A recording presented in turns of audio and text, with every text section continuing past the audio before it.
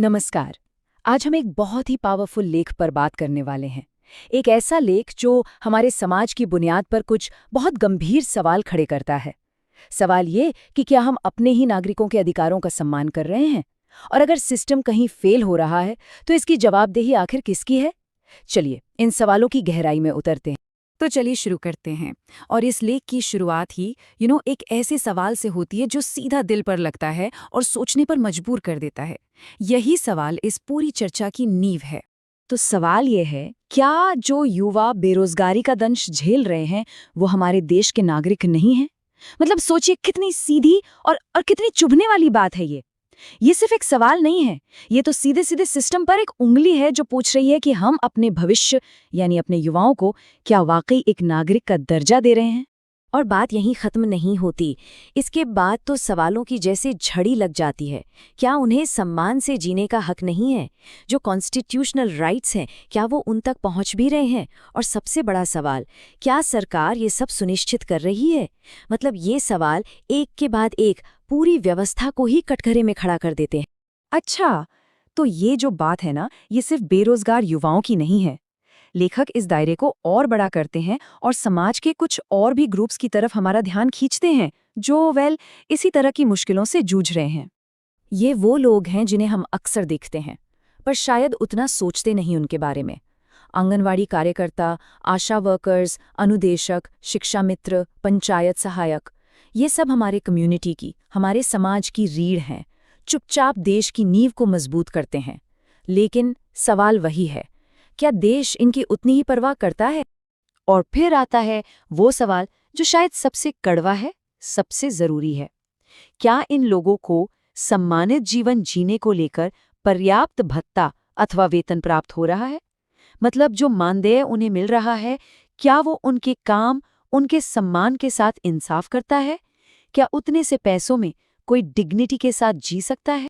तो अब हम इस पूरे मामले के कोर में आते हैं, वो टकराव जो इस लेख की जान है। एक तरफ है वादे और दूसरी तरफ है असलियत, अधिकार और वास्तविकता के बीच की लड़ाई।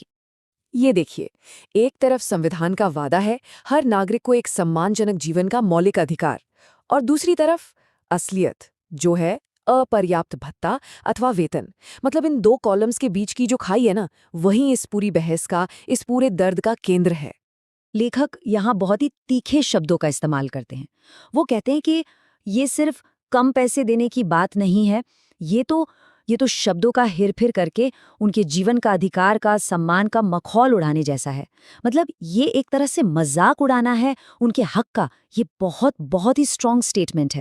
तो ठीक है, प्रॉब्लम तो समझ आ गई, लेकिन अब सवाल उठता है कि इसका जिम्मेदार कौन है। लेखक अब डिस्कशन को इसी तरफ मोड़ते हैं, जवाबदेही की तरफ। सवाल बहुत सीधा सा है, लेकिन उतना ही मुश्किल भी। इसके लिए कौन है जिम्मेदार? अगर नागरिकों को उनका हक नहीं मिल रहा, तो आखिर किसकी गर्दन पकड़ी जाए, किसकी जवाबदेही तय हो? और देखिए, सिर्फ जिम्मेदार कौन है ये जान लेना काफी नहीं है। असली सवाल तो ये है कि क्या कुछ होगा भी? क्या शासन अथवा सरकारी तंत्र इनके लिए कोई ठोस कार्रवाई करेंगे? क्या कोई कॉन्क्रीट एक्शन लिया जाएगा, या ये सवाल बस हवा में ही रह जाएंगे?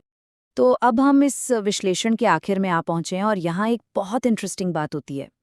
लेखक हमें कोई बना बनाया जवाब नहीं देते, बल्कि वो गेंद वापस समाज के पाले में डाल देते हैं। एक तरह से सोचने के लिए एक बुलावा है। लेकिन अंत करने से पहले लेखक हमें एक बहुत ही फंडामेंटल बात याद दिलाते हैं। एक ऐसा सच जो शायद हम सब जानते हैं, पर कभी-कभी भूल जाते हैं। वो ये कि ये सभी लोग, ये सभी वर्कर्स हमारे ही देश के नागरिक हैं, और उनके अधिकार भी उतने ही हैं जितने किसी और के। और आखिर में लेखक ये सवाल हम सबके लिए छोड़ जाते हैं। आप लोग इस संबंध में क्या सोचते हैं? तो ये किसी लेख का अंत नहीं है, ये तो एक जरूरी बातचीत की शुरुआत है। अधिकार, सम्मान और जिम्मेदारी, इन सब पर सोचना अब हम सबकी जिम्मेदारी है। क्योंकि आखिर में किसी भी लोकतंत्र की असली पहचान तो इसी बात से होती है ना, कि वो अपने सबसे कमजोर नागरिक के साथ कैसा सलूक करता है। धन्यवाद।